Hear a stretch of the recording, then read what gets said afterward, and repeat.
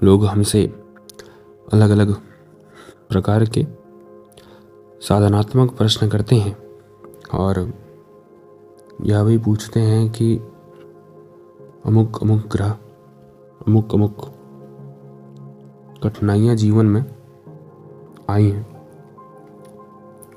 इसके उपाय क्या है? क्या करें कि इन सारी कठिनाइयों से जीवन में सरलता प्राप्त हो?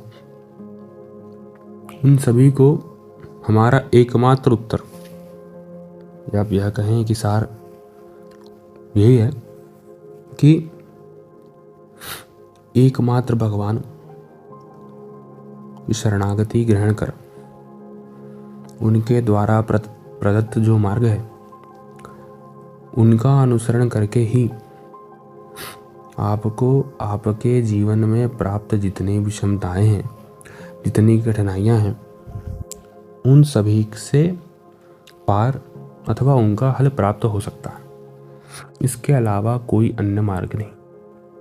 चाहे आपके ग्रह ठीक ना चल रहे हों, चाहे आप लौकिक दृष्टि से परेशान हो या आप पारलौकिक दृष्टि से परेशान हो, उस रावण को परम पद प्राप्त कराने वाले भगवान, लंकिनी को एक मुष्टिका में ब्रह्मबोध कराने वाले भगवान के रहते अगर जीव कष्ट को भोगे और खुद को अभागा माने तो इसमें कहीं भी दोष भगवान का नहीं होता। भगवान एकदम सुगम है, भगवान को प्राप्त करने का मार्ग सुगम है। अगर आप यह सोचते हैं कि आपका हृदय निर्मल हो, आप सही मार्ग पर चलें और सही भावना रखें और सही शरणागति लें और सही मंत्र का जप करें, तभी भगवान आपके साथ हैं, तो यह आपका एकमात्र भ्रम है। आप अगर सच्चे मन से भगवान के समक्ष दोनों हाथों को खड़ा करके उनके समक्ष लेट जाएं और कहें कि हे भगवान, आपके अलावा हमारा जीवन में कोई नहीं, इस पूरे संसार में आपके अलावा जिसे हम अपना कह सकें ऐसा कोई नहीं, तो इतना कर देना ही आपके जीवन को तारने के लिए पर्याप्त है। एक सरल नियम जो आप अपने जीवन में उतार लें, वो सरल नियम यह है